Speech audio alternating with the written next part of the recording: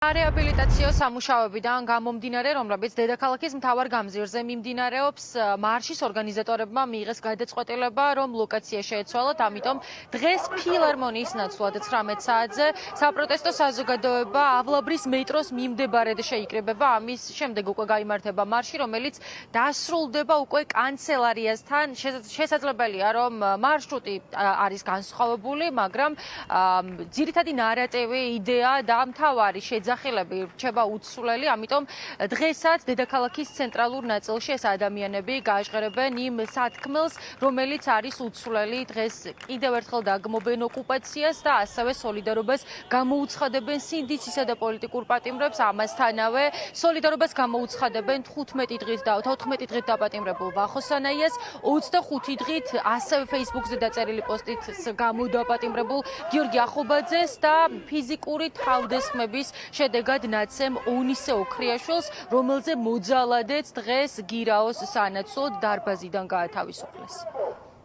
დღევანდელი მარშის მთავარი გზავნილი არის არა რუსულ ოკუპაციას, იმიტომ რომ ჩვენ ხედავთ არა მარტო ტერიტორიულ ექსპანსიას ამ რუსულ იმპერიის, არამედ ეკონომიკურ, დემოგრაფიულ და სხვა ტიპის გამოწვევებს ქვეყანაში, რაც რუსულ იმპერიალიზმს და ოკუპაციას უკავშირდება.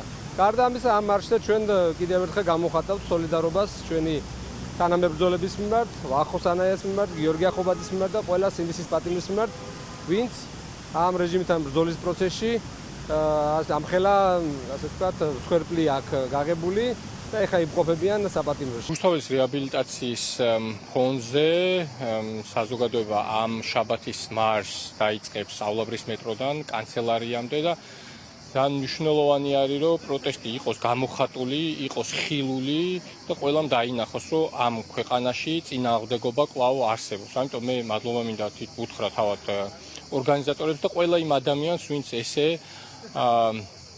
ბოლომდე აგრძელებს ამ ბრძოლას, არ ჩერდება და მიიყვანს ქართული ოცნების დასასრულამდე. რაც შეეხება ახლა ამ ცვლილების ხელახალ ორგანიზებას, კიდევ ერთხელ იმას უსვამს ხაზს, რომ საქართველოში რაც არ უნდა მოინდომოს ბიძინა ივანიშვილმა, ქართულმა ოცნებამ, პაპუაშვილმა და სხვა ადამიანებმა პროტესტს ვერ ჩაკლავენ, ის აუცილებლად იარსებებს ამა თუ იმ ფორმით, რომელიც იქნება, ასე ვთქვათ, გამომხატველი იმისა, რომ ქართველი ერი არ ნებდება და ქართველი ხალხი არ შეეგუება არსებულ ვითარებას.